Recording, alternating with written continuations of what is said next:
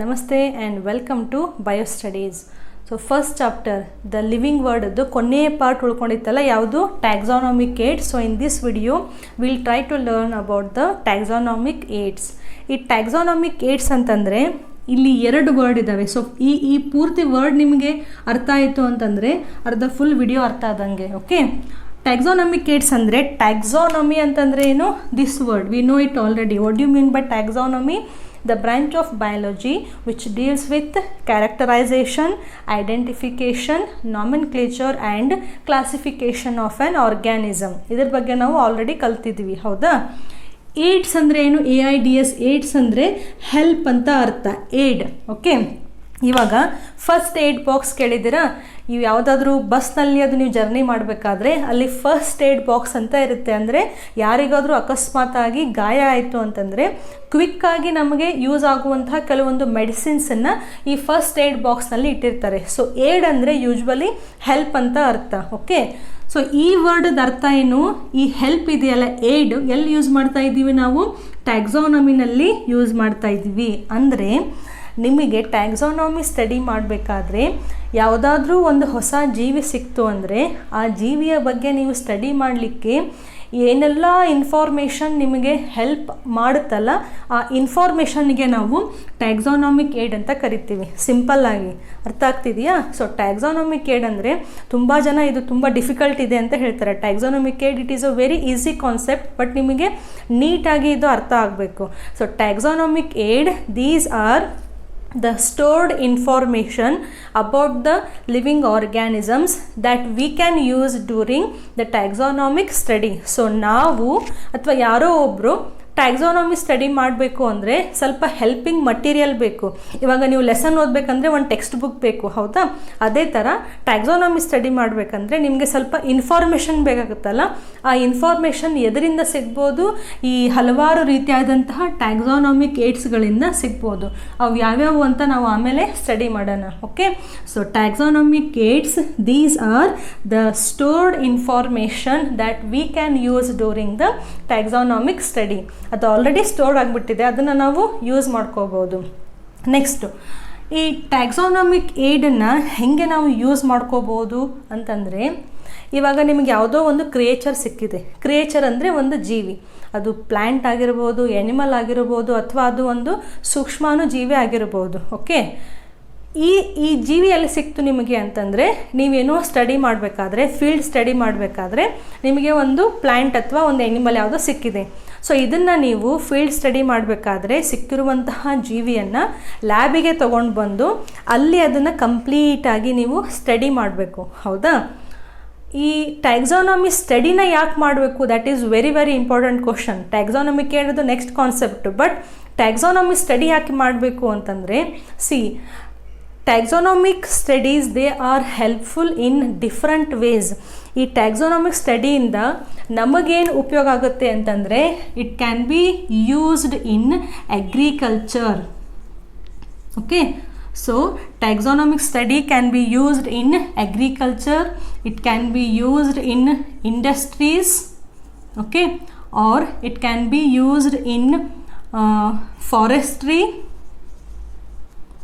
okay, or it can be used as bioresources, okay, and it can be used as a rich biodiversity. So ಯಾಕೆ ನಾವು ಟ್ಯಾಕ್ಸಾನಮಿನ study ಮಾಡಬೇಕು, ಒಂದು ಜೀವಿಯ ಬಗ್ಗೆ ಯಾಕೆ ನಮಗೆ ಇನ್ಫಾರ್ಮೇಷನ್ ಇರಬೇಕು ಅಂತಂದರೆ, ಇದು ಹಲವಾರು ರೀತಿಯಾಗಿ ನಮಗೆ ಹೆಲ್ಪ್ ಮಾಡುತ್ತೆ. ಕ್ವಿಕ್ಕಾಗಿ ಹೇಳ್ಬಿಡ್ತೀನಿ. ಅಗ್ರಿಕಲ್ಚರಲ್ಲಿ ಟ್ಯಾಕ್ಸಾನಮಿ ಸ್ಟಡಿ ಎಲ್ಲಿ ಹೆಲ್ಪ್ ಆಯಿತು ಅಂದರೆ, ಇವಾಗ ನಿಮ್ದು ಯಾವುದೋ ಒಂದು ಹೊಲ ಇದೆ ಅಂತ ತಿಳ್ಕೊಳ್ಳಿ, ಅಲ್ಲಿ ನೀವು ಗೋಧಿನೋ ಜೋಳನೋ ಏನೋ ಬೆಳೆದಿದ್ದೀರ. ಓಕೆ, ಬಟ್ ಕೆಲವೊಂದು ದಿನಗಳಾದಮೇಲೆ ನೀವು ಅಬ್ಸರ್ವ್ ಮಾಡ್ತೀರಾ, ಈ ಎಲ್ಲ ಪ್ಲ್ಯಾಂಟ್ಸ್ಗಳಿಗೆ ಹುಳುಗಳು ಅಂಟ್ಕೊಂಡು ಎಲ್ಲ ಪ್ಲ್ಯಾಂಟ್ಸನ್ನು ತಿಂತಾ ಇದ್ದಾವೆ ಅಂತ ನೀವು ಅಬ್ಸರ್ವ್ ಮಾಡಿದ್ದೀರಾ. ಓಕೆ, ನೀವು ಹೆಂಗಾದರೂ ಮಾಡಿ ಈ ಕೀಟಗಳನ್ನು ಹೆಂಗಾದರೂ ಮಾಡಿ ನಾಶ ಮಾಡಬೇಕು. ಸೊ ನಾಶ ಮಾಡಲಿಕ್ಕೆ ನೀವು ಕೆಮಿಕಲ್ಸನ್ನು ಯೂಸ್ ಮಾಡ್ಬೋದು, ಬಟ್ ಕೆಮಿಕಲ್ಸನ್ನು ಯೂಸ್ ಮಾಡಿದರೆ ಪ್ಲ್ಯಾಂಟಿಗೂ ಕೂಡ ಏನಾದರೂ ಡ್ಯಾಮೇಜ್ ಆಗ್ಬೋದು, ಹೌದಾ? ನೀವು ಹೆಂಗೆ ಐಡಿಯಾ ಮಾಡಬೇಕು ಅಂದರೆ, ಈ ಹೊಲದಲ್ಲಿ ಈ ಏನು ಕೀಟಗಳಿದಾವಲ್ಲ ಇವನ್ನ ತಿನ್ನುವಂತಹ ಬೇರೆ ಜೀವಿಗಳನ್ನು ನೀವಿಲ್ಲಿ ಇಂಟ್ರಡ್ಯೂಸ್ ಮಾಡಬೇಕು. ಸೊ ಇವುಗಳನ್ನು ತಿನ್ನುವಂತಹ ಬೇರೆ ಆ್ಯನಿಮಲ್ಸು ಯಾವುವು ಅಂತ ನೀವು ಸ್ಟಡಿ ಮಾಡಬೇಕು ಅಂದರೆ ನಿಮಗೆ ಟ್ಯಾಕ್ಸಾನಮಿಕ್ ಏಡ್ಗಳ ಬಗ್ಗೆ ಗೊತ್ತಿರಬೇಕು ಮತ್ತು ಟ್ಯಾಕ್ಸಾನಮಿ ಬಗ್ಗೆ ಗೊತ್ತಿರಬೇಕು. So how the taxonomic studies are useful in agriculture, it is called as pest control. Pest ಅಂದರೆ ಈ ಕೀಟಗಳಿರ್ತಾವಲ್ಲ, ಬೆಳೆಗಳನ್ನು ನಾಶ ಮಾಡುವಂತಹ ಕೀಟಗಳನ್ನು ಕಂಟ್ರೋಲ್ ಮಾಡಲಿಕ್ಕೆ ನಾವು ಟ್ಯಾಕ್ಸಾನಮಿಕ್ ಸ್ಟಡಿಯನ್ನು ಬಳಸ್ಕೋಬೋದು. ಓಕೆ, ಸೊ ಹಲವಾರು ರೀತಿಯಾದಂತಹ ಎನಿಮಲ್ಗಳನ್ನು ಸ್ಟಡಿ ಮಾಡಿದ ಮೇಲೆ ಯಾವುದೋ ಒಂದು ನಿಮಗೆ ಎನಿಮಲ್ ಸಿಗುತ್ತೆ, ಆ ಎನಿಮಲ್ಲು ಈ ಕೀಟಗಳನ್ನು ತಿಂದು ಬದುಕುತ್ತೆ ಅಂತ ನಿಮಗೆ ಇನ್ಫಾರ್ಮೇಷನ್ ಗೊತ್ತಾಗಿದೆ. ಸೊ ನೀವೇನು ಮಾಡಿ, ಆ ಥರ ಪ್ರಾಣಿಗಳನ್ನು ನಿಮ್ಮ ಹೊಲದಲ್ಲಿ ಬಿಟ್ಬಿಡಿ. ಸೊ ಅವೇನು ಮಾಡ್ತವೆ, ಗಿಡಗಳನ್ನು ತಿನ್ನಲ್ಲ, ಬಟ್ ಆ ಕೀಟಗಳನ್ನು ನಾಶ ಮಾಡ್ತವೆ. Okay, so bio studies can be used in agriculture. Next one, how it is used in industries. ಈ ಕಾರ್ಖಾನೆಗಳಲ್ಲಿ ಟ್ಯಾಕ್ಸಾನಮಿಕ್ ಸ್ಟಡಿನ ಹೆಂಗೆ ಯೂಸ್ ಮಾಡ್ತೀವಿ ಅಂದರೆ, ಫಾರ್ ಎಕ್ಸಾಂಪಲ್ ನಿಮ್ಮದು ಪೇಪರ್ ಇಂಡಸ್ಟ್ರಿ ಇದೆ ಅಂತ ಇಮ್ಯಾಜಿನ್ ಮಾಡಿ. ಪೇಪರ್ ಇಂಡಸ್ಟ್ರಿ, ಓಕೆ, ಈ ಹಾಳೆಗಳನ್ನು ತಯಾರು ಮಾಡುವಂತಹ, ಮ್ಯಾನುಫ್ಯಾಕ್ಚರ್ ಮಾಡುವಂತಹ ಒಂದು ಇಂಡಸ್ಟ್ರಿ ಇದೆ. ಅಲ್ಟಿಮೇಟ್ಲಿ ಈ ಪೇಪರ್ ಎಲ್ಲಿಂದ ಬರುತ್ತೆ, ಕಟ್ಟಿಗೆಯಿಂದ ಬರುತ್ತೆ. ಕಟ್ಟಿಗೆ ಎಲ್ಲಿಂದ ಬರುತ್ತೆ, ಪ್ಲ್ಯಾಂಟ್ಸಿಂದ ಬರುತ್ತೆ. ಸೊ ನೀವು ಎಲ್ಲ ಪ್ಲ್ಯಾಂಟ್ಸ್ಗಳದ್ದು ಪ್ರಾಪರಾಗಿ ಟ್ಯಾಕ್ಸಾನಮಿಕ್ ಸ್ಟಡಿ ಮಾಡಿದ್ರಿ ಅಂದರೆ, ಕ್ಯಾರೆಕ್ಟರ್ಸ್ ಎಲ್ಲ ನೀವು ನೋಟ್ ಮಾಡಿಕೊಂಡ್ರಿ ಅಂತಂದರೆ, ಯಾವ ಪ್ಲ್ಯಾಂಟ್ನಲ್ಲಿ ಜಾಸ್ತಿ ನಮಗೆ ವುಡ್ ಸಿಗ್ಬೋದು ಅಂತ ನಿಮ್ಗೊಂದು ಐಡಿಯಾ ಸಿಗುತ್ತೆ. ವುಡ್ ಅಂದರೆ ಕಟ್ಟಿಗೆ ಅಂತಲೇ. ಸೊ ಯಾವ ಪ್ಲ್ಯಾಂಟ್ನಲ್ಲಿ ಜಾಸ್ತಿ ವುಡ್ ಕಂಟೆಂಟ್ ಇರುತ್ತೆ ಅಂತ ನಿಮ್ಗೆ ಗೊತ್ತಾದ ಮೇಲೆ ಆ ಪ್ಲ್ಯಾಂಟನ್ನು ನೀವು ನಿಮ್ಮ ಇಂಡಸ್ಟ್ರಿಯಲ್ಲಿ ಬಳಸ್ಕೊಂಡು ಅದರಿಂದ ನೀವು ಪೇಪರ್ಗಳನ್ನು ಮ್ಯಾನುಫ್ಯಾಕ್ಚರ್ ಮಾಡ್ಬೋದು. ಇದು ಒಂದೇ ಎಕ್ಸಾಂಪಲ್, ಬಟ್ ಅದೇ ರೀತಿಯಾಗಿ ಹಲವಾರು ಕಾರ್ಖಾನೆಗಳಲ್ಲಿ ನಾವು ಟ್ಯಾಕ್ಸಾನಮಿಕ್ ಸ್ಟಡಿಯನ್ನು ಬಳಸ್ಕೋಬೋದು. ಅದು ಇನ್ಫಾರ್ಮೇಷನ್ ಇದ್ದಂಗೆ, ಆ ಇನ್ಫಾರ್ಮೇಷನ್ ಬೇಸ್ಡ್ ನಾವು ಕಾರ್ಖಾನೆಗಳಲ್ಲಿ ಅದನ್ನು ಯೂಸ್ ಮಾಡ್ಕೋಬೋದು. Another example, sugar cane industry ಇದೆ ಅಂತ ತಿಳ್ಕೊಳ್ಳಿ. ಕಬ್ಬಿನ ಹಾಲು ಇರುತ್ತಲ್ಲ, ಅದರದ್ದೊಂದು ಇಂಡಸ್ಟ್ರಿ ಇದೆ. ಅದರಿಂದ ನೀವು ಸಕ್ಕರೆ ಮತ್ತು ಬೆಲ್ಲವನ್ನು ತಯಾರಿಸ್ತಾ ಇದ್ದೀರಿ. ಈ ಶುಗರ್ ಕೇನ್ ಪ್ಲ್ಯಾಂಟ್ಸ್ನಲ್ಲಿ ಎಷ್ಟೊಂದು ವೆರೈಟಿ ಇರ್ತಾವಲ್ಲ, ಎಲ್ಲರದ್ದು ಇನ್ಫಾರ್ಮೇಷನ್ ಇದ್ದೇ ಇರುತ್ತೆ ಟ್ಯಾಕ್ಸಾನಮಿಕ್ ಸ್ಟಡಿ ಮಾಡಿದರೆ. ಸೊ ಆ ಇನ್ಫಾರ್ಮೇಷನ್ ಬೇಸ್ ಮೇಲೆ ಯಾವುದು best quality sugar cane plant ಅಂತ ಚೂಸ್ ಮಾಡಿ ಅದನ್ನು ನೀವು ನಿಮ್ಮ ಕಾರ್ಖಾನೆಗಳಲ್ಲಿ ಯೂಸ್ ಮಾಡ್ಕೋಬೋದು. So taxonomic studies they can be used even in industries. Next, taxonomic studies can be used in forestry. So ಈ ಅರಣ್ಯ ಪ್ರದೇಶಗಳಲ್ಲಿ ಟ್ಯಾಕ್ಸಾನಮಿಕ್ ಸ್ಟಡಿ ಹೆಂಗೆ ಹೆಲ್ಪ್ ಆಗುತ್ತೆ ಅಂದರೆ, ಫಾರ್ ಎಕ್ಸಾಂಪಲ್ ಅರಣ್ಯ ಅಂತಂದರೆ ಅಲ್ಲಿ ಪ್ರಾಣಿಗಳಿರ್ತವೆ, ಪಕ್ಷಿಗಳಿರ್ತವೆ, ಗಿಡಗಳಿರ್ತವೆ, ಗಿಡಮೂಲಿಕೆಗಳಿರ್ತವೆ, ಎಷ್ಟೊಂದು ಮೈಕ್ರೋಬ್ಸ್, ಸೂಕ್ಷ್ಮಾಣುಜೀವಿಗಳು ಎಲ್ಲ ಇರ್ತವೆ.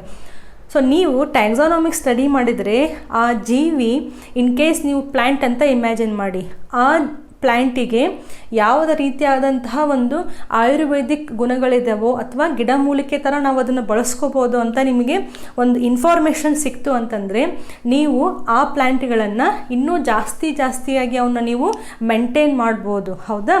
So taxonomic studies can be also used in forestry. Okay, next, bio resources. This is very important. ಈ ಜೈವಿಕ ಸಂಪನ್ಮೂಲಗಳು ಅಂತೀವಲ್ಲ ನಾವು, ಈ ಜೈವಿಕ ಸಂಪನ್ಮೂಲಗಳು ನಮಗೆ ಗೊತ್ತಾಗಬೇಕು ಅಂದರೆ ಮುಂಚೆ ಆ ಜೀವಿಯಲ್ಲಿರುವಂತಹ ಗುಣಗಳು ನಮಗೆ ಗೊತ್ತಾಗಬೇಕು. ಕ್ಯಾರೆಕ್ಟರ್ಸ್ ನಮಗೆ ಅರ್ಥ ಆಗಬೇಕು. ಕ್ಯಾರೆಕ್ಟರ್ಸ್ ಅರ್ಥ ಆಗಬೇಕು ಅಂದರೆ ಅಗೇನ್ ನೀವು ಯಾರ ಮೇಲೆ ಡಿಪೆಂಡೆಂಟ್ ಆಗಬೇಕು, ಟ್ಯಾಕ್ಸಾನಮಿಕ್ ಸ್ಟಡಿ ಮೇಲೇ ಡಿಪೆಂಡೆಂಟ್ ಆಗಬೇಕು. ಹೌದಾ? So taxonomic studies that can be also used in bio resources. And last one is biodiversity. ಇದು ಮಾತ್ರ ಅಲ್ಟಿಮೇಟ್. ಯಾಕೆ ಅಲ್ಟಿಮೇಟು? ನಾವು ಎಷ್ಟು ಯೂಸ್ ಮಾಡ್ಕೋತೀವೋ ಬಿಡ್ತೀವೋ ಸೆಕೆಂಡರಿ, ಬಟ್ ನಮ್ಮ ಸುತ್ತಮುತ್ತಲು ಎಷ್ಟು ಜೀವ ವೈವಿಧ್ಯ ಇದೆ ಅಂತ ನಮಗೆ ಅರ್ಥ ಆಗಬೇಕು. ಸೊ ಟ್ಯಾಕ್ಸಾನಮಿಕ್ ಸ್ಟಡಿ ಮಾಡಿದರೆ ನಮಗೆ ಈ ಬಯೋಡೈವರ್ಸಿಟಿ ಬಗ್ಗೆನೂ ಪೂರ್ತಿಯಾಗಿ ಗೊತ್ತಿರುತ್ತೆ. ಎಷ್ಟು ಜೀವಿಗಳಿದ್ದಾವೆ, ಎಷ್ಟು ಜೀವಿಗಳು ಪೂರ್ತಿ ಎಕ್ಸ್ಟಿಂಟ್ ಆಗಿದ್ದಾವೆ, ಹೊಸ ಜೀವಿಗಳು ಯಾವ್ಯಾವ ಬಂದಿದ್ದಾವೆ ಅಂತ ನಮಗೆ ಐಡಿಯಾ ಸಿಗುತ್ತೆ. Okay, so taxonomic studies that can be used in agriculture, industries, forestry, bio resources and also in knowing the biodiversity.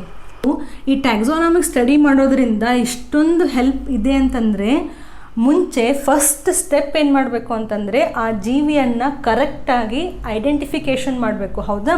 So taxonomic ಸ್ಟಡಿನಲ್ಲಿ first important step is correct identification. Okay, and characterisation. Full ಬರೆಯಲ್ಲ, but ನೀವು ಕೇಳಿಸ್ಕೊಳ್ಳಿ.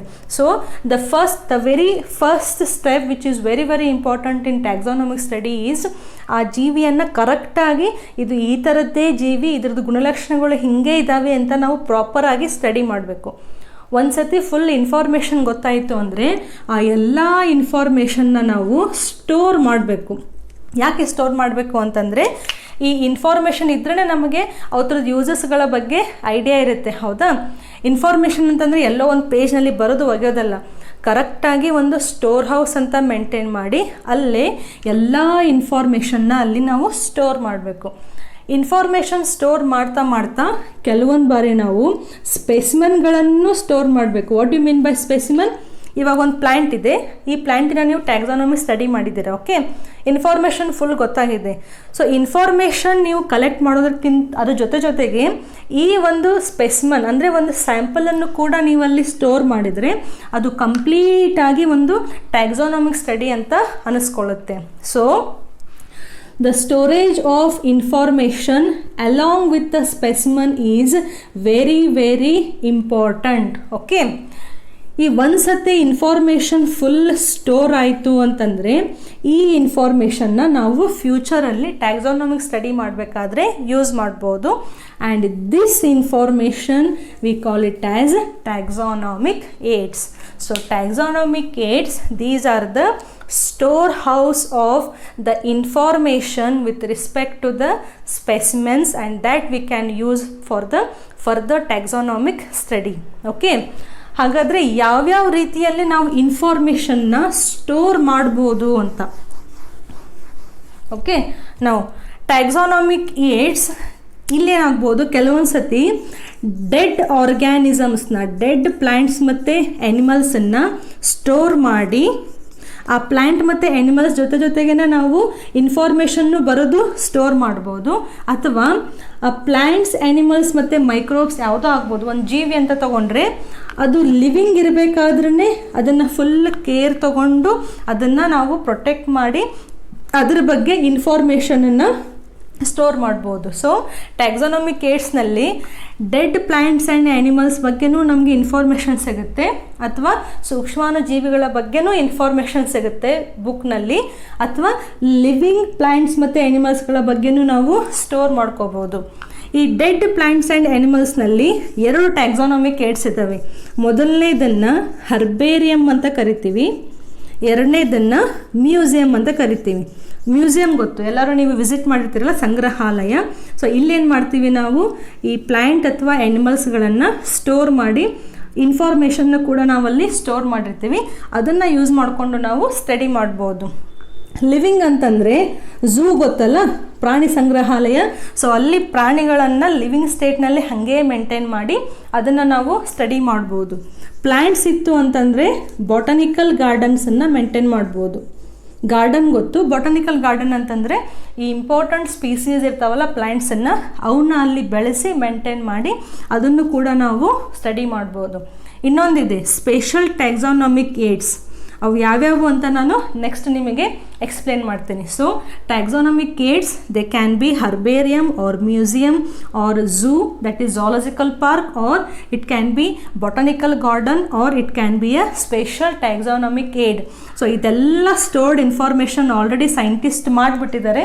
ಆ ಇನ್ಫಾರ್ಮೇಷನ್ನ ತೊಗೊಂಡು ನಾವು ನಮಗೇನು ಬೇಕಲ್ಲ ಫ್ಯೂಚರಲ್ಲಿ ಅದನ್ನು ನಾವು ಟ್ಯಾಕ್ಸಾನಮಿಕ್ ಸ್ಟಡಿನಲ್ಲಿ ಬಳಸ್ಕೋಬೋದು.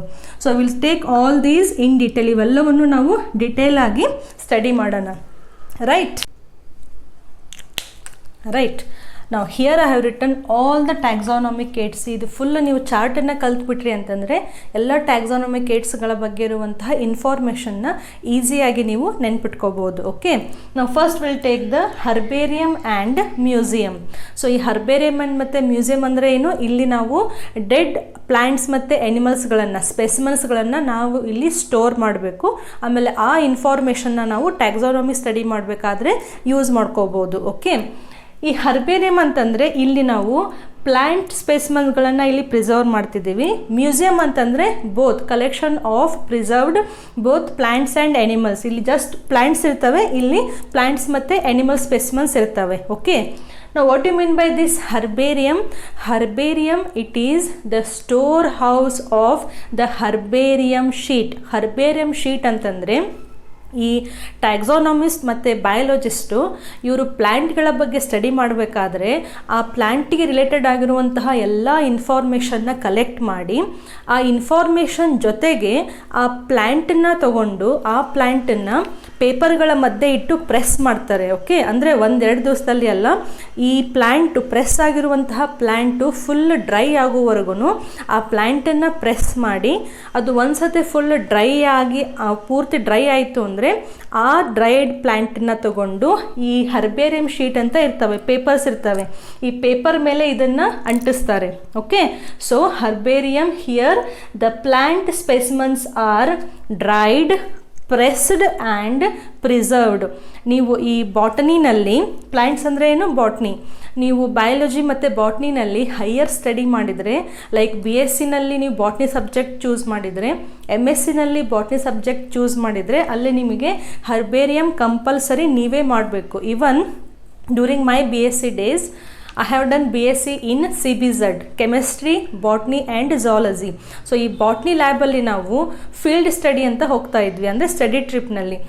ಸೊ ನಾವು ಫೀಲ್ಡ್ ಸ್ಟಡಿಗೆ ಹೋದಾಗ ನಮ್ಮ ಸಿಲೆಬಸ್ಸಿಗೆ ಇರುವಂತಹ ಏನು ಫ್ಯಾಮ್ಲಿ ನೇಮ್ ಇದ್ದಾವಲ್ಲ, ಪ್ಲ್ಯಾಂಟ್ ಫ್ಯಾಮ್ಲಿ ನೇಮ್ ಇದ್ದಾವಲ್ಲ, ಅದಕ್ಕೆ ಸಂಬಂಧಪಟ್ಟಂತಹ ಪ್ಲ್ಯಾಂಟ್ಸ್ಗಳು ಸಿಕ್ಕು ಅಂದರೆ ಅದನ್ನು ತೊಗೊಂಡು ಬಂದು ಲ್ಯಾಬ್ನಲ್ಲಿ ನಾವು ಅದನ್ನು ಪ್ರೆಸ್ ಮಾಡಿ ಹಾಗೆ ಇಡ್ತಿದ್ವಿ ಒಂದು ವಾರದವರೆಗೂ. ಓಕೆ, ಬಟ್ ಡೈಲಿ ನೀವಲ್ಲಿ ಪೇಪರ್ ಚೇಂಜ್ ಮಾಡ್ತಾ ಇರಬೇಕು. ನ್ಯೂಸ್ ಪೇಪರ್, ನಾರ್ಮಲ್ ಪೇಪರಲ್ಲಿ ಈ ಪ್ಲ್ಯಾಂಟನ್ನು ಪ್ರೆಸ್ ಮಾಡಿ ಏನಾದರೂ ಹೆವಿ ವೇಟ್ ಅದರ ಮೇಲ್ಗಡೆ ಇಟ್ಬಿಡಬೇಕು ಮತ್ತು ಡೈಲಿ ಪೇಪರ್ನ ಚೇಂಜ್ ಮಾಡಬೇಕು. ಯಾಕೆ?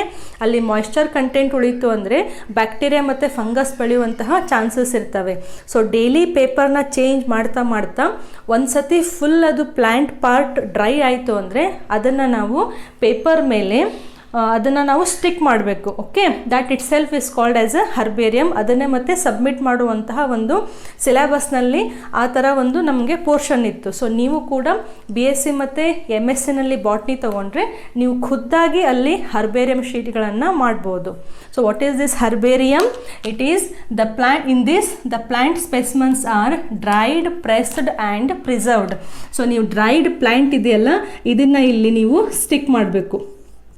ಓಕೆ, ಸ್ಟಿಕ್ ಆದಮೇಲೆ ಇಲ್ಲಿ ರೈಟ್ ಹ್ಯಾಂಡ್, ಲೋವರ್ ರೈಟ್ ಹ್ಯಾಂಡ್ನಲ್ಲಿ you have to write the information about this plant, about this specimen. ಅದರಲ್ಲಿ ಫಸ್ಟ್ ಒನ್ ಯಾವುದು? ಡೇಟ್.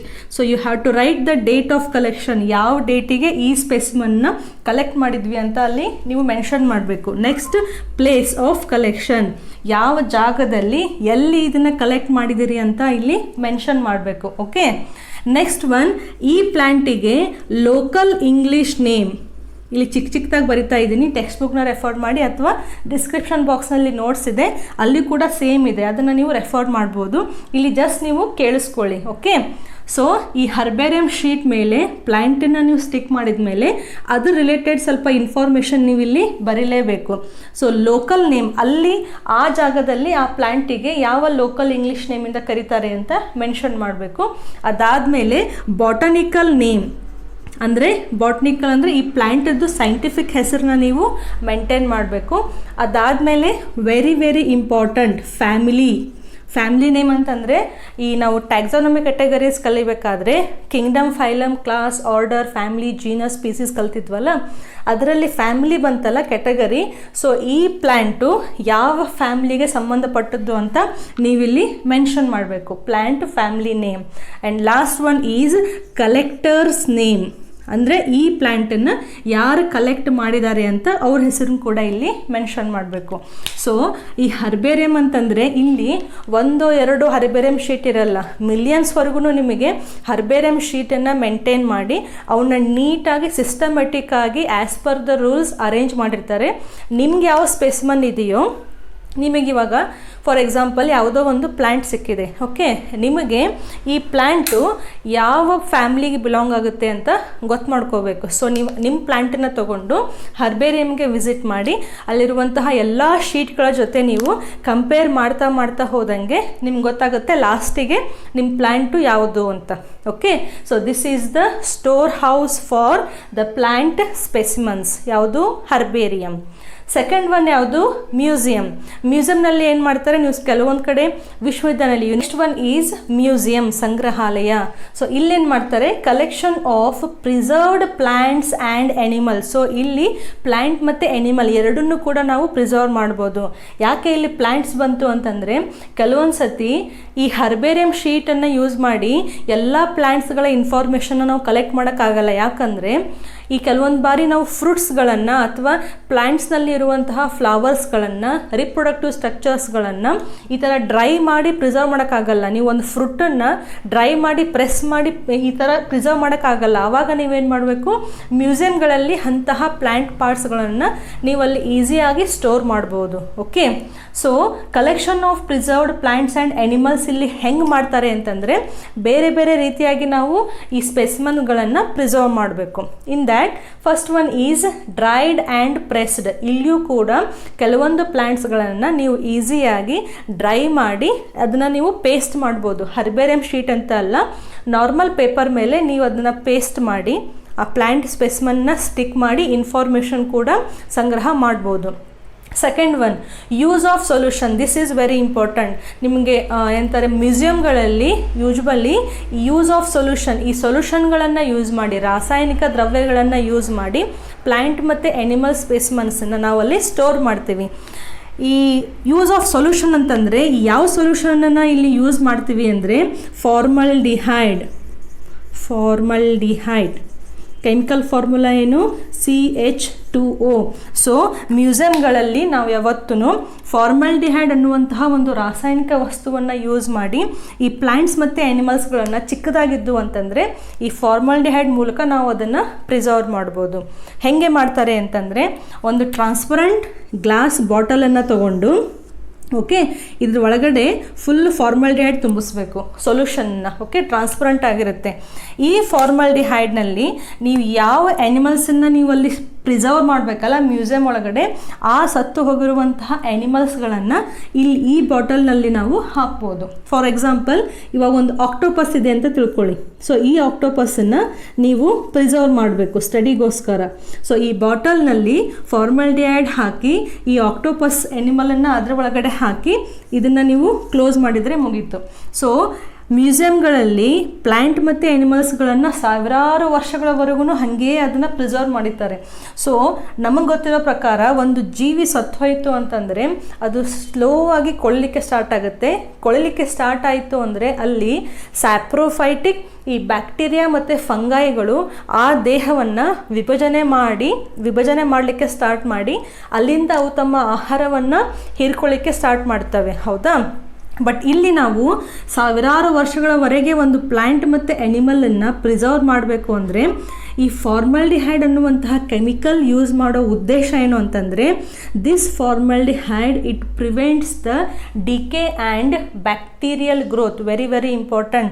ಈ ಫಾರ್ಮಲ್ಡಿಹೈಡ್ ಏನು ಮಾಡುತ್ತೆ, ಈ ಇಲ್ಲಿ ಡೆಡ್ ಒಂದು ಆ್ಯನಿಮಲ್ ಇದೆಯಲ್ಲ, ಈ ಡೆಡ್ ಆ್ಯನಿಮಲ್ ಬಾಡಿ ಒಳಗಡೆ ಇರುವಂತಹ ಟಿಶ್ಯೂಗಳಿಗೆ ಹೋಗಿ ಆ ಟಿಶ್ಯೂವನ್ನು ಫುಲ್ ಹಾರ್ಡಾಗಿ ಮಾಡಿಬಿಡ್ತವೆ.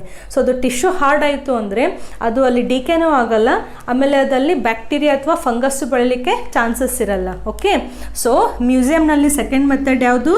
Use of solution. ಯಾವ ಸೊಲ್ಯೂಷನ್ನು?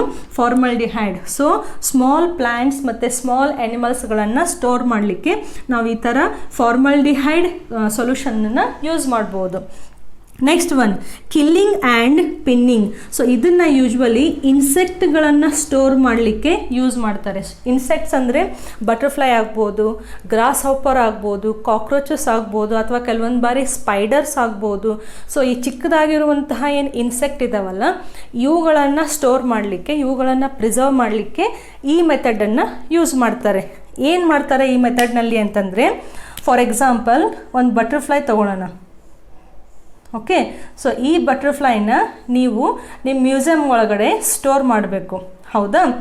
ಸೊ ಈ ಬಟರ್ಫ್ಲೈಯನ್ನು ಸಾಯಿಸಿ ಅಥವಾ ಅದು ನ್ಯಾಚುರಲ್ ಆಗಿ ಸತ್ತು ಹೋದ್ಮೇಲೆ ಅದನ್ನ ತೊಗೊಂಡು ಬಂದು ಈ ಪಿನ್ ಗೊತ್ತಲ್ಲ, ಹೆಡ್ ಪಿನ್ ಇರುತ್ತಲ್ಲ, ಸೊ ಈ ಪೇಪರ್ ಮೇಲೆ ಈ ಬಟರ್ಫ್ಲೈನ ಇಟ್ಟು ಇಲ್ಲೇ ಒಂದು ಪಿನ್ ಹಾಕಿಬಿಟ್ರೆ ಮುಗೀತು, ಅದು ಅಲ್ಲೇ ಸ್ಟಿಕ್ ಆಗಿಬಿಡುತ್ತೆ. ಹೌದಾ? ಸೊ ಬೇರೆ ಬೇರೆ ಆದಂತಹ ಇನ್ಸೆಕ್ಟ್ಗಳನ್ನು ಪೂರ್ತಿಯಾಗಿ ಕಲೆಕ್ಷನ್ ಮಾಡಿ ಅವನ್ನ ಪಿನ್ನಿಂಗ್ ಮಾಡಿ ಅದನ್ನು ಕೂಡ ನಾವು ಮ್ಯೂಸಿಯಂಗಳಲ್ಲಿ ಸ್ಟೋರ್ ಮಾಡ್ಬೋದು. ಅದು ಕೂಡ ಒಂದು ಟ್ಯಾಕ್ಸಾನಮಿಕ್ ಏಡ್ ಇದ್ದಂಗೆ. ಇದನ್ನು ಕರೆಕ್ಟಾಗಿ ಐಡೆಂಟಿಫಿಕೇಷನ್ ಮಾಡಿ ಹೆಸರುಗಳನ್ನು ಬರೆದು ನಾವು ಸ್ಟೋರ್ ಮಾಡಿದರೆ ಅದನ್ನು ನಾವು ನಮ್ಮ ಟ್ಯಾಕ್ಸಾನಮಿಕ್ ಸ್ಟಡಿನಲ್ಲಿ ಯೂಸ್ ಮಾಡ್ಕೋಬೋದು. ಸೊ ನೆಕ್ಸ್ಟ್ ಮೆಥಡ್ ಯಾವುದು? Killing and pinning. This is mainly done for insects. Okay, next one. ಇವಾಗ if the animals are very small we can use the solution and we can preserve them in the glass bottle. But how about if the animals are very large?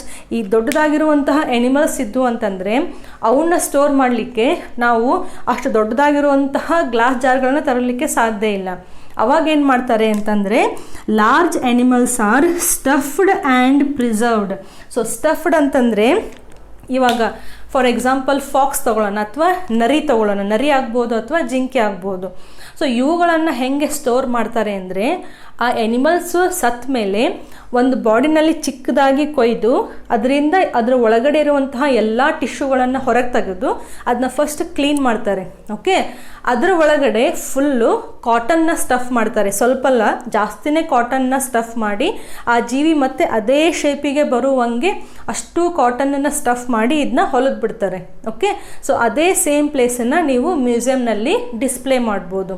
So stuffing method is done only for the large animals. So large animals are stuffed and preserved. Stuffed ಅಂದರೆ ತುಂಬೋದು ಅಂತ ಅರ್ಥ. ಎದನ್ನು ತುಂಬ್ತಾರೆ? ಕಾಟನನ್ನು ತುಂಬ್ತಾರೆ. Okay, and last one is skeleton collection.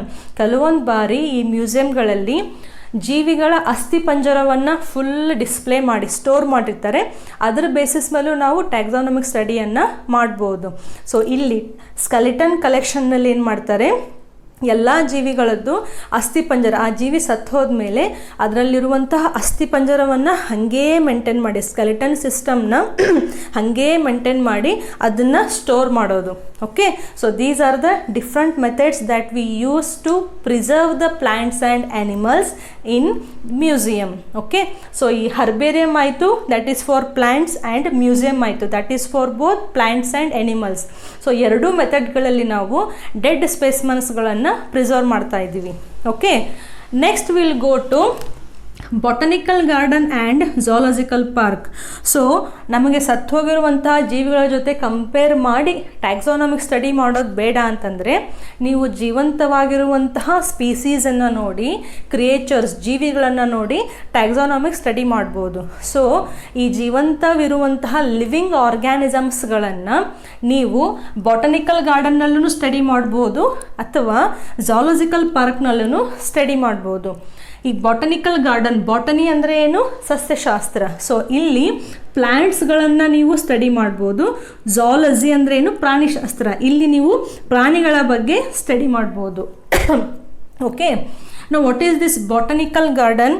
Botanical garden ಅಂದರೆ ಒಂದು ಫುಲ್ ದೊಡ್ಡದಾಗಿರುವಂತಹ ಜಾಗವನ್ನು ತಗೊಂಡು, ಎಕ್ಸ್ಪೆಷಲಿ ನೀವು ವಿಶ್ವವಿದ್ಯಾನಿಲಯ ಅಂತೀವಲ್ಲ, ಯೂನಿವರ್ಸಿಟೀಸ್ನಲ್ಲಿ ಈ ಥರ ನೀವು ಬಾಟನಿಕಲ್ ಗಾರ್ಡನ್ಸ್ಗಳನ್ನು ಕಾಣ್ಬೋದು. ನಮಗೆ ಗೊತ್ತಿರುವಂಥದ್ದು ಕರ್ನಾಟಕ ಯೂನಿವರ್ಸಿಟಿ ಧಾರವಾಡ, ಅಲ್ಲಿ ನಾನು MSc ಮಾಡಿರೋದು. ಸೊ ನೀವು ಯಾವಾಗಾದರೂ ನಿಮ್ಮ ಕಾಲೇಜಿಂದ ಆಗಲಿ ಅಥವಾ ನಿಮ್ಮ ಫ್ಯಾಮ್ಲಿಯಿಂದ ಆಗಲಿ ಕರ್ನಾಟಕ ಯೂನಿವರ್ಸಿಟಿಗೆ ವಿಸಿಟ್ ಮಾಡಿದರೆ ಅಲ್ಲಿ ನೀವು ಬಾಟನಿಕಲ್ ಗಾರ್ಡನ್ನ ತಪ್ಪದೇ ವಿಸಿಟ್ ಮಾಡಿ. ಫುಲ್ಲು ದೊಡ್ಡದಾಗಿರುವಂತಹ ಜಾಗ ಇರುತ್ತೆ. ಅಲ್ಲೇನು ಮಾಡೋದು? ಪ್ಲ್ಯಾಂಟ್ಸ್ಗಳನ್ನು ನೀವೇ ಬೆಳೆಸಬೇಕು. ಅಂದರೆ ಅದನ್ನು ಯಾರು ಮೇಂಟೈನ್ ಮಾಡ್ತಾರಲ್ಲ ಅವರು ಅದನ್ನು ಬೆಳೆಸ್ತಾರೆ. ಈ ಥರ 4-5 ಅಲ್ಲ, ಸಾವಿರಗಳವರೆಗೂ ಅಲ್ಲಿ ಪ್ಲ್ಯಾಂಟ್ಸ್ಗಳನ್ನು ಮೇಂಟೈನ್ ಮಾಡ್ತಾರೆ. ಸೊ ಈ ಪ್ರತಿಯೊಂದು ಪ್ಲ್ಯಾಂಟದ್ದು ಒಂದೊಂದು ಬೋರ್ಡನ್ನು ಮೇಂಟೈನ್ ಮಾಡ್ತಾರೆ. ಓಕೆ, ಈ ಬೋರ್ಡ್ನಲ್ಲಿ ಈ ಪ್ಲ್ಯಾಂಟದ ಹೆಸರೇನು, ಆ ಪ್ಲ್ಯಾಂಟು ಯಾವ ಫ್ಯಾಮ್ಲಿಗೆ ಸಂಬಂಧಪಟ್ಟಿದ್ದು ಅಂತ complete information, local name, scientific name ಮತ್ತು ಆ ಪ್ಲ್ಯಾಂಟದ್ದು ಫ್ಯಾಮ್ಲಿನ ಇಲ್ಲಿ ಬರೆದಿರ್ತಾರೆ. ಸೊ ಎಲ್ಲ ಪ್ಲ್ಯಾಂಟ್ಸ್ಗಳಿಗೂ ಒಂದೊಂದು ಬೋರ್ಡ್ ಅಂತ ಇರುತ್ತೆ, ಅಲ್ಲಿ ಆ ಪ್ಲ್ಯಾಂಟದ್ದು ಇನ್ಫಾರ್ಮೇಷನ್ ಕೂಡ ಬರೆದಿರ್ತಾರೆ. ಸೊ ನೀವು ಬಾಟನಿಕಲ್ ಗಾರ್ಡನ್ನಿಗೂ ವಿಸಿಟ್ ಮಾಡಿ ನೀವು ಟ್ಯಾಕ್ಸಾನಮಿಕ್ ಸ್ಟಡಿಯನ್ನು ಮಾಡ್ಬೋದು.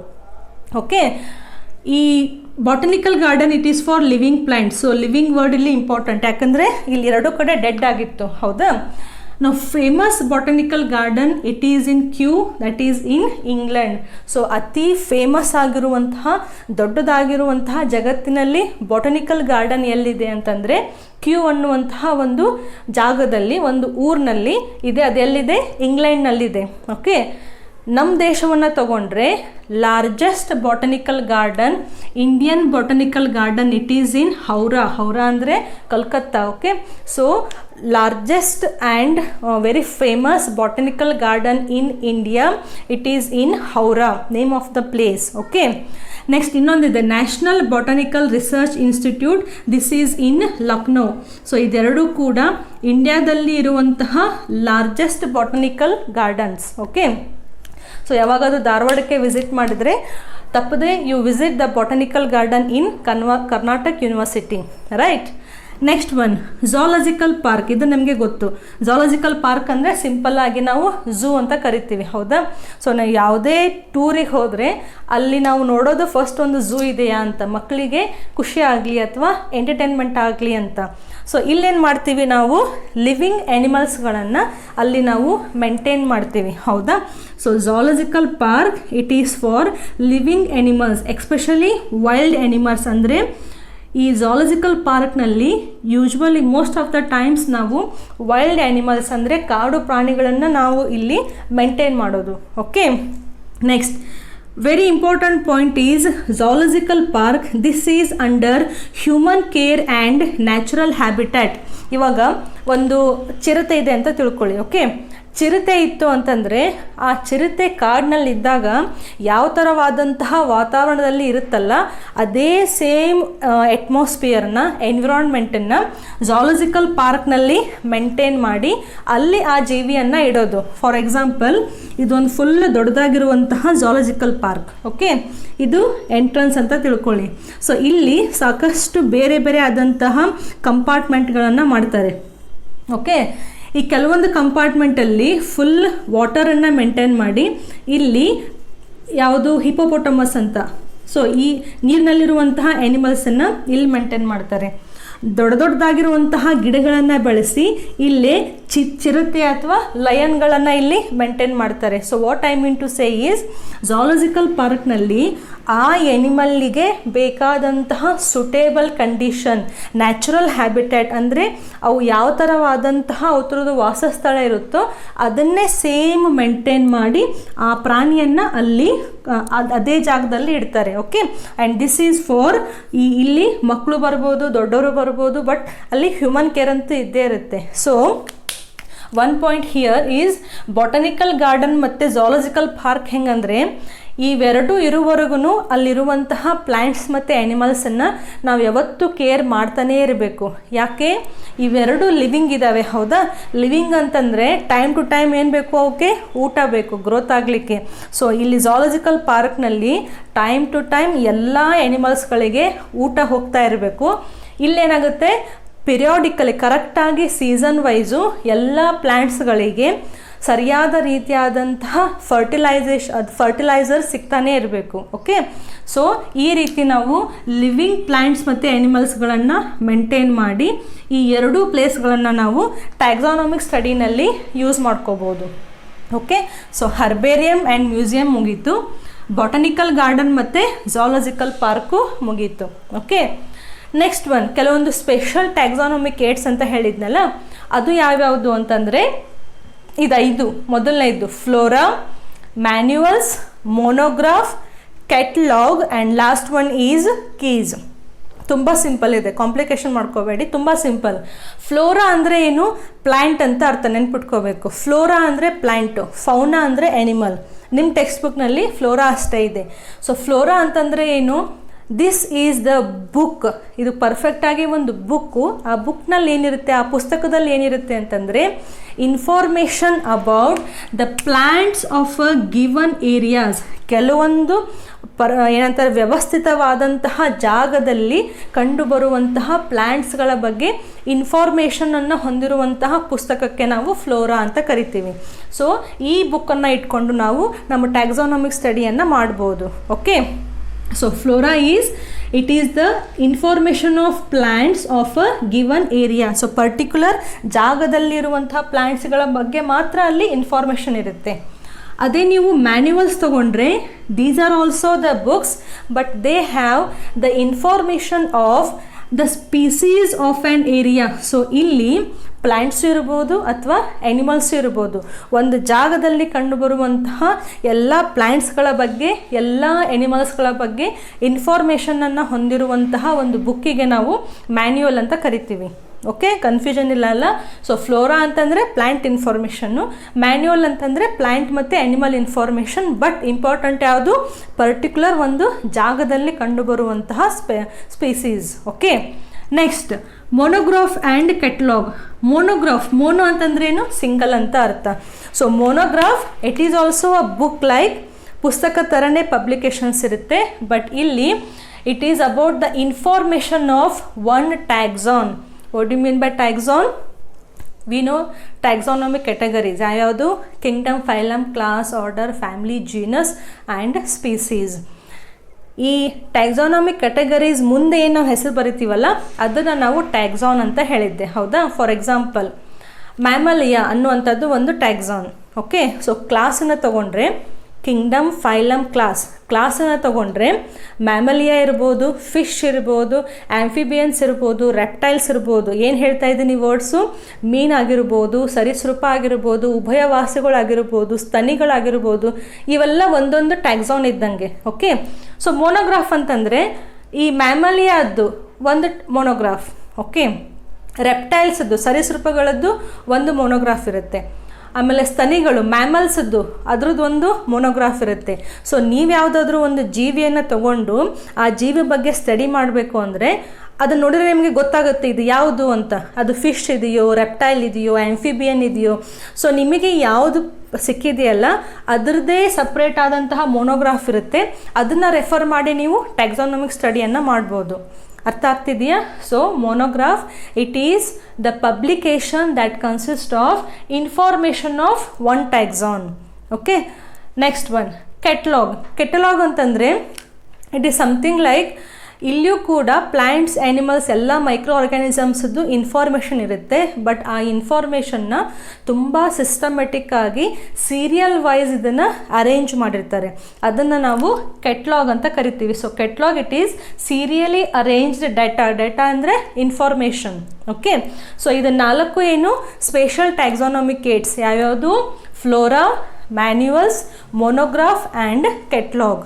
Okay, now last one is keys. It is also called as taxonomic key. So ಈ ಟ್ಯಾಕ್ಸಾನಮಿಕ್ ಕೀ ಹೆಂಗಿರುತ್ತೆ ಅಂತಂದರೆ ಇಲ್ಲಿ these taxonomic keys they consist of some statements. So ಕೆಲವೊಂದು ವಾಕ್ಯಗಳಿರ್ತವೆ. ಆ ವಾಕ್ಯಗಳ ಮೇಲೆ ನಾವು ಒಂದು ಜೀವಿಯನ್ನು ಐಡೆಂಟಿಫಿಕೇಷನ್ ಮಾಡ್ಬೋದು ಅಥವಾ ಆ ಜೀವಿಯ ಬಗ್ಗೆ ಟ್ಯಾಕ್ಸಾನಮಿಯನ್ನು ಸ್ಟಡಿ ಮಾಡ್ಬೋದು. So what are these keys? They are also called taxonomic keys. So these taxonomic keys they are the set of statements. Okay, ಆ ಸ್ಟೇಟ್ಮೆಂಟಿಗೆ ಲೀಡ್ ಅಂತ ಕರೀತಾರೆ. Lead, LEAD, lead or leads. So taxonomic keys, they are the set of statements called as leads and these keys are analytical in nature. ಅಂದರೆ ಇಲ್ಲಿ ಬರುವಂತಹ ಏನು statements ಇದಾವಲ್ಲ ಆ ಸ್ಟೇಟ್ಮೆಂಟ್ಸನ್ನು ಒಂದೊಂದಾಗಿ ವಿಶ್ಲೇಷಣೆ ಮಾಡ್ತಾ, ಅನಲೈಸಿಸ್ ಮಾಡ್ತಾ ನಾವು ಟ್ಯಾಕ್ಸಾನಮಿಕ್ ಸ್ಟಡಿಯನ್ನು ಮಾಡ್ಬೋದು. ಓಕೆ, ಫಾರ್ ಎಕ್ಸಾಂಪಲ್ ಈ ಟ್ಯಾಕ್ಸಾನಮಿಕ್ ಕೀ ಸ್ವಲ್ಪ ಫುಲ್ ಎಕ್ಸಾಂಪಲ್ ತೊಗೊಂಡು ಸ್ಟಡಿ ಮಾಡೋಣ.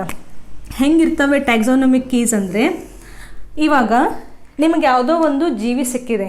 ಓಕೆ, ಜಸ್ಟ್ ಇಮ್ಯಾಜಿನ್ ಮಾಡ್ಕೊಳ್ಳಿ. ಆ ಜೀವಿ ನೀವು ನೋಡಿದರೆ ಗೊತ್ತಾಗಿದೆ ಇದು ಒಂದು ಹೈಲಿ ಡೆವಲಪ್ಡ್ ಯಾವುದೋ ಒಂದು ಆ್ಯನಿಮಲ್ ಇದೆ ಅಂತ ನಿಮಗೆ ಗೊತ್ತಾಗಿದೆ. ಓಕೆ, ಇವಾಗ ಟ್ಯಾಕ್ಸಾನಮಿಕ್ ಕೀಸನ್ನು ಯೂಸ್ ಮಾಡಲಿಕ್ಕೆ ಸ್ಟಾರ್ಟ್ ಮಾಡಿ. ಟ್ಯಾಕ್ಸಾನಮಿಕ್ ಕೀಸ್ನಲ್ಲಿ ಒಂದು ಸೆಂಟೆನ್ಸ್ ಇರುತ್ತೆ.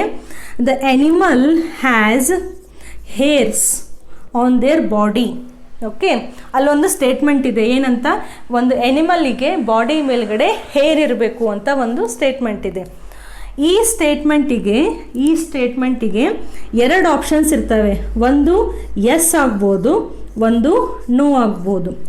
Okay, so animal has hair, animal has not hair. So animal, the body of the animal has hair ಅನ್ನುವಂಥದ್ದು ಇದು ಒಂದು ಸ್ಟೇಟ್ಮೆಂಟ್, ಇದು ಒಂದು ಲೀಡ್.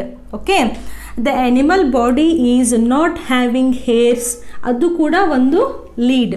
ಗೊತ್ತಾಗ್ತಿದೆಯಾ? ಸೊ ಅನಲಿಟಿಕಲ್ ಕೀಸ್ನಲ್ಲಿ ಟ್ರೈ ಟು ಅಂಡರ್ಸ್ಟ್ಯಾಂಡ್. ಅನಲಿಟಿಕಲ್ ಕೀಸ್ನಲ್ಲಿ ಒಂದು ಸ್ಟೇಟ್ಮೆಂಟ್ ಅಂದರೆ ಅಲ್ಲಿ 2 ಲೈನ್ಸ್ ಇರ್ತವೆ. ಒಂದು ಸ್ಟೇಟ್ಮೆಂಟ್ ಅಂದರೆ, ಒಂದು ಲೀಡ್ ಅಂದರೆ ಅಲ್ಲಿ 2 ಲೈನ್ಸ್ ಇರ್ತವೆ. ಈ 2 ಲೈನ್ಸ್ ಹೆಂಗಿರ್ತವೆ ಅಂದರೆ ಎಕ್ಸಾಕ್ಟ್ಲಿ ಅಪೋಸಿಟ್ ಇರ್ತವೆ. ಅದಕ್ಕೆ ನಾನಿಲ್ಲಿ ಕಾಂಟ್ರಾಸ್ಟಿಂಗ್ ಕ್ಯಾರೆಕ್ಟರ್ ಅಂದರೆ ಒಂದು ಎಸ್ ಆದರೆ ಒಂದು ಯಾವತ್ತು ನೋ ಅಂತ ಇರುತ್ತೆ. So it is called contrasting character. ಈ 2ನ್ನ ನಾವು ಕಪ್ಲೆಟ್ ಅಂತ ಕರೀತಾರೆ. ಕಪ್ಲೆಟ್. ಓಕೆ, ಕಪಲ್ ಗೊತ್ತಲ್ಲ, ಕಪಲ್ ಅಂತಂದರೆ ಈ 2 ಜೀವಿಗಳಿಗೆ ನಾವು ಕಪಲ್ ಅಂತ ಕರಿತೀವಿ. ಸೊ ಇಲ್ಲೂ ಕೂಡ 2 ಅಪೋಸಿಟ್ ಕ್ಯಾರೆಕ್ಟರ್ಸನ್ನ ನಾವು ಕಪ್ಲೆಟ್ ಅಂತ ಕರೆಯೋದು. ಓಕೆ, ಸೊ ಇವಾಗ ನಿಮ್ದೊಂದು ಜೀವಿ ಇದೆ ಅಂತ ಹೇಳಿದ್ದೀನಲ್ಲ, ಅದು ನೆನ್ಪಿಟ್ಕೋಬೇಕು. ಆ ಜೀವಿ ಬಾಡಿ ಮೇಲೆ ಕೂದಲು ಇದಾವ ಅಥವಾ ಇಲ್ಲ ಅಂತ ಒಂದು ಸತಿ ನೀವು ನೋಡಬೇಕು. ಇಲ್ಲ ಅಂತ ನಿಮ್ಮ ಆನ್ಸರ್ ಆಯಿತು ಅಂದರೆ, ಸೊ ಇಲ್ಲೇನಿದೆಯಲ್ಲ ಎಸ್ ಇದೆಯಲ್ಲ, ಇದನ್ನು ನೀವು ಎಲಿಮಿನೇಟ್ ಮಾಡಿಬಿಡ್ತೀರ. ಓಕೆ, ಈ ನೋ ಅಂತ ಇದೆಯಲ್ಲ ಇದನ್ನು ನೀವು ಸಿಲೆಕ್ಟ್ ಮಾಡ್ತೀರ. ಸೊ ಈ ಕಾಂಟ್ರಾಸ್ಟಿಂಗ್ ಕ್ಯಾರೆಕ್ಟರ್ಸ್ನಲ್ಲಿ ಒಂದನ್ನು ಎಲಿಮಿನೇಟ್ ಮಾಡಿ ಒಂದನ್ನು ನಾವು ಸಿಲೆಕ್ಟ್ ಮಾಡ್ತೀವಿ. ಈ ಸಿಲೆಕ್ಟ್ ಮಾಡಿದ್ದೇನು ಒಂದು ಲೀಡ್ ಇದೆಯಲ್ಲ, ಕ್ಯಾರೆಕ್ಟರ್ ಇದೆಯಲ್ಲ, ಅಗೇನ್ ಇಲ್ಲಿ 2 ಆಪ್ಷನ್ಸ್ ಇರ್ತವೆ. ಯಾವ್ಯಾವುದು ಅಂತಂದರೆ, ಈ ಎನಿಮಲ್ ಬಾಡಿ ಮೇಲೆ ಹೇರ್ ಇಲ್ಲ ಅಂತ ನಮಗೀಗ ಗೊತ್ತಾಗಿದೆ. ಬಟ್ ಈ ಬಾಡಿ ಏನಿದೆಯಲ್ಲ, ಈ ಬಾಡಿಗೆ ಫೆದರ್ ಇದಾವ ಅಂತ. ಸೊ ಈ ಎನಿಮಲ್ಲಿಗೆ ನೆಕ್ಸ್ಟ್ ಪಾಯಿಂಟ್ ಯಾವುದು? ಫೆದರ್ ಅಂದರೆ ರೆಕ್ಕೆಗಳಿದಾವ ಅಂತ ಒಂದು ಸ್ಟೇಟ್ಮೆಂಟ್. ಓಕೆ, ಸೊ ಇಲ್ಲಿಯೂ ಕೂಡ ನಿಮಗೆ ಕಾಂಟ್ರಾಸ್ಟಿಂಗ್ ನೋನು ಆಗ್ಬೋದು ಅಥವಾ ಎಸ್ಸು ಆಗ್ಬೋದು. ಸರಿನಾ? ಇವಾಗ ನೋಡ್ಕೊಳ್ಳಿ ಮತ್ತೆ ನಿಮ್ಮದು ಎನಿಮಲನ್ನು. ಸೊ ಈ ಎನಿಮಲ್ಲಿಗೆ ರೆಕ್ಕೆಗಳಿದಾವ? ಇಲ್ಲ. ಸೊ ಇದನ್ನು ಇಲ್ಲಿ ರೂಲ್ಡ್ ಔಟ್ ಆಯಿತು. ಇದು ಇವಾಗ ಎಸ್ ಆಯಿತು. ಸೊ ನಾವು ಹೆಂಗೆ ಮೂವ್ ಆಗ್ತಾ ಇದ್ದೀವಿ? ಫಸ್ಟು ಹೇರ್ ಇಲ್ಲ ಅಂತ ಇದನ್ನು ಸೆಲೆಕ್ಟ್ ಮಾಡಿದ್ವಿ. ನೆಕ್ಸ್ಟು ಫೆದರ್ ಕೂಡ, ರೆಕ್ಕೆ ಕೂಡ ಇಲ್ಲ ಅಂತ ಇದನ್ನು ಸೆಲೆಕ್ಟ್ ಮಾಡಿದ್ವಿ. ನೆಕ್ಸ್ಟ್ ನೀವು ಫೆದರ್ಸ್ ಇಲ್ಲ ಅಂತ ಇದನ್ನು ಸೆಲೆಕ್ಟ್ ಮಾಡಿದ ಮೇಲೆ ಅಗೇನ್ ಇಲ್ಲಿ 2 ಆಪ್ಷನ್ಸ್ ಬರ್ತವೆ. 2 ಆಪ್ಷನ್ಸ್ ಇಲ್ಲಿ ಯಾವುದು ಅಂತಂದರೆ, ಹೇರ್ ಇಲ್ಲ ಓಕೆ, ರೆಕ್ಕೆಗಳು ಇಲ್ಲ ಓಕೆ. ಈ ಎನಿಮಲ್ ಇದೆಯಲ್ಲ, ಈ ಎನಿಮಲ್ ಬಾಡಿ ಸ್ಕಿನ್ನು ವೆಟ್ ಇದೆಯೋ ಅಥವಾ ಡ್ರೈ ಇದೆಯೋ, ಇದು ನೆಕ್ಸ್ಟ್ ಅಗೇನ್ ಒಂದು ಕಾಂಟ್ರಾಸ್ಟಿಂಗ್ ಕ್ಯಾರೆಕ್ಟರ್. ಇಲ್ಲಿ ಆನ್ಸರ್ ನಿಮ್ಮದು ಎಸ್ಸು ಆಗ್ಬೋದು, ನೋನು ಆಗ್ಬೋದು. ಏನಿದು ಡ್ರೈ ಮತ್ತು ವೆಟ್ ಸ್ಕಿನ್? ಈ ಎನಿಮಲ್ದು ಚರ್ಮ ಏನಿದೆಯಲ್ಲ ಹೊರಗಡೆದ್ದು, ಅದು ಫುಲ್ಲು ಡ್ರೈ ಆಗಿದೆಯೋ ಅಥವಾ ಸ್ವಲ್ಪ ಅಲ್ಲಿ ತೇವಾಂಶ ಇದೆಯೋ ಅಂತ ನೆಕ್ಸ್ಟ್ ಕೀ. ನೆಕ್ಸ್ಟ್ ಕೀ ಅಂದರೆ ಏನು? ಇವೆಲ್ಲ ಒಂದೊಂದು ಸೆಂಟೆನ್ಸಸ್ ಇದ್ದಂಗೆ, ಬಟ್ ಅಲ್ಟಿಮೇಟ್ಲಿ ಅವು ನಿಮಗೆ ಬೇಕಾಗಿರುವಂತಹ ಎನಿಮಲ್ ಕಡೆ ತೊಗೊಂಡು ಹೋಗ್ತವೆ. ಓಕೆ, ಇವಾಗ ನೋಡ್ಕೊಳ್ಳಿ, ನಿಮ್ದು ಎನಿಮಲ್ ಸಿಕ್ಕಿದೆಯಲ್ಲ, ಇದ್ರ ಸ್ಕಿನ್ನು ಡ್ರೈ ಇದೆಯೋ ಅಥವಾ ಇದು ವೆಟ್ ಇದೆಯೋ? ಸೊ ನಿಮ್ಮ ಪ್ರಕಾರ ಈ ಎನಿಮಲ್ ಬಾಡಿ ಸ್ಕಿನ್ನು ವೆಟ್ ಇದೆ ಅಂತ ತಿಳ್ಕೊಳ್ಳಿ. ಸೊ ಇದು ಎಸ್ ಆಗ್ಬೋದು ಅಥವಾ ನೋನು ಆಗ್ಬೋದು. ಸೊ ನಿಮ್ಗೆ ಸಿಕ್ಕಿರುವಂತಹ ಎನಿಮಲ್ ಬಾಡಿ ಫುಲ್ಲು ವೆಟ್ ಇದೆ, ಹಸಿಯಾಗಿದೆ. ಸರಿನಾ? ಸೊ ಇದನ್ನು ನೀವು ರೂಲ್ ಮಾಡಿದ್ರಿ. ವೆಟ್ ಇದೆಯಾ? ಹೌದು, ಬಾಡಿ ಫುಲ್ಲು ತೇವಾಂಶವನ್ನು ಹೊಂದಿದೆ. ಮತ್ತು ಅಗೇನ್ ಇಲ್ಲಿ ಹಾಗಾದರೆ ನಿಮ್ಮದು ಸಿಕ್ಕಿರುವಂತಹ ಎನಿಮಲ್ ಬಾಡಿ ವೆಟ್ ಆಗಿದೆ ಅಂತಂದರೆ ಆ ಬಾಡಿ ಮೇಲ್ಗಡೆ ಸ್ಕೇಲ್ಸ್ ಇದಾವ ಅಥವಾ ಇಲ್ಲ? ಎಸ್ ಅಥವಾ ನೋ? ಓಕೆ, ಸೊ ಸ್ಕೇಲ್ಸ್ ಅಂದರೆ ಏನು? ಈ ಫಿಶಸ್ಗಳಿಗೆ ಸ್ಕೇಲ್ಸ್ ಇರುತ್ತಲ್ಲ ಆ ರೀತಿ. ಸೊ ಮತ್ತೆ ಕಂಪೇರ್ ಮಾಡ್ಕೊಳ್ಳಿ, ಕೀಸನ್ನು ತಗೊಂಡು ಕಂಪೇರ್ ಮಾಡಿ. ಸೊ ನನಗೆ ಸಿಕ್ಕಿರುವಂತಹ ಒಂದು ಎನಿಮಲ್ ಬಾಡಿ ಮೇಲ್ಗಡೆ ಸ್ಕೇಲ್ಸ್ ಇದಾವ ಇಲ್ಲ? ಇಲ್ಲಿ ಸ್ಕೇಲ್ಸು ಇದಾವೆ ಅಂತ ಅರ್ಥ. ಯಾವುದಾದ್ರೂ ಆಗ್ಬೋದು, ಎಸ್ಸು ಆಗ್ಬೋದು, ನೋನೂ ಆಗ್ಬೋದು. ಬಟ್ ನಾನು ಎಕ್ಸಾಂಪಲ್ ಇಲ್ಲಿ ಎಸ್ ಅಂತ ತೊಗೊಂಡಿದ್ದೀನಿ. ಸರಿನಾ? ಹಾಗಾದರೆ ಅಗೇನ್ ಇಲ್ಲಿ 2 ಕಂಡೀಷನ್.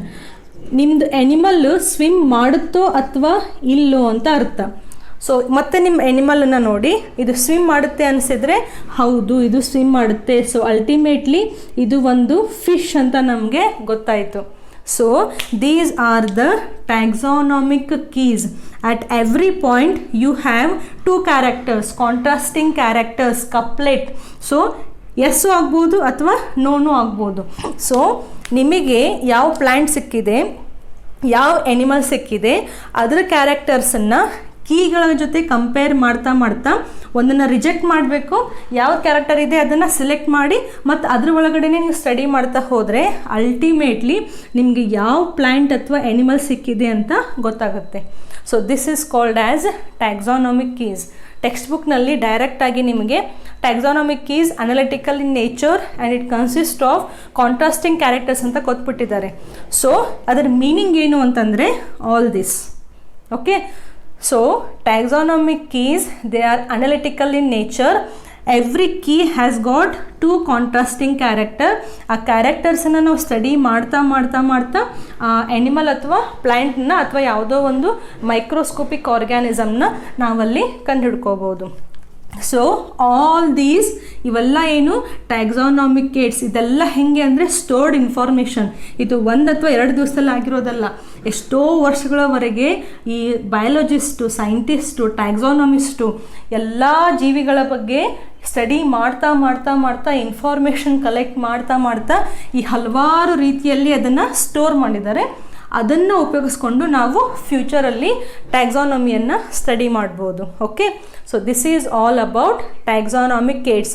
ಒಂದು ಸತಿ ಬೇಕಂದರೆ ಸ್ಕ್ರೀನ್ಶಾಟ್ ಕೂಡ ನೀವು ತಳ್ಕೋಬೋದು. ಈ ಪೂರ್ತಿ ಏನಿದೆಯಲ್ಲ ಚಾರ್ಟ್ ಇದೆಯಲ್ಲ ಇದನ್ನ ಪರ್ಫೆಕ್ಟಾಗಿ ಒಂದು ಸತಿ ನೋಡ್ಕೊಳ್ಳಿ, ಎಲ್ಲ ವರ್ಡ್ಸ್ಗಳನ್ನು ಪ್ರಾಕ್ಟೀಸ್ ಮಾಡಿ. So this completes our first chapter, ಯಾವುದು the living world. Okay, description ಬಾಕ್ಸ್ನಲ್ಲಿ ನೋಟ್ಸ್ ಇದೆ, ರೆಫರ್ ಮಾಡಿ. So we'll meet again in the next video. Till then, stay safe. Thank you for watching.